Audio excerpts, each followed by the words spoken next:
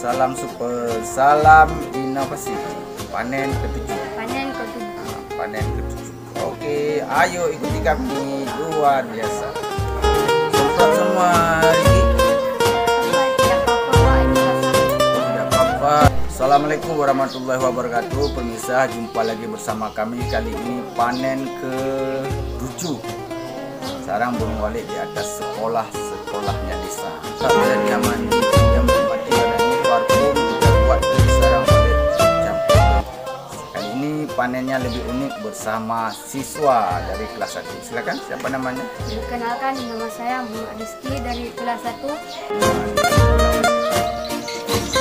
Semuanya disemprot. Ini ada Oke, mantap sekali Muhammad Rizky. Tadi itu panen bersama saya dan dia langsung belajar panen sarang burung walet. Yang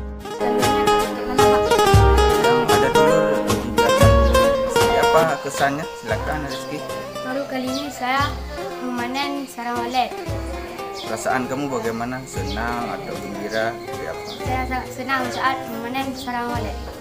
Harapan kamu kalau ke depannya nanti waktu besar? Saya kalau sudah besar akan membuat tempat duduk sarang walet.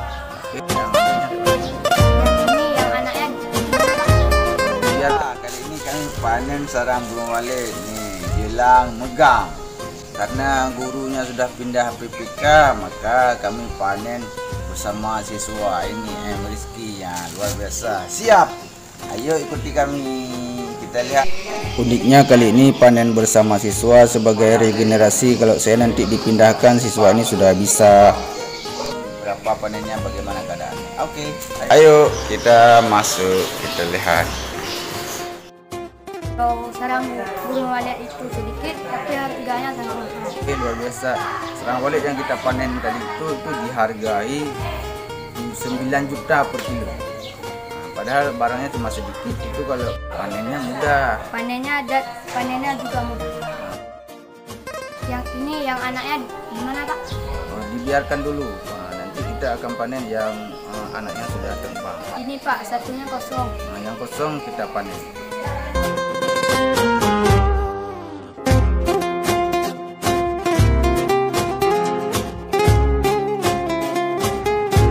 Ini juga ada lagi yang kosong. Kosong juga kita panen semua. Semua yang sudah kosong kita panen. Yang masih baru netas kita tinggalkan biar dia berkembang.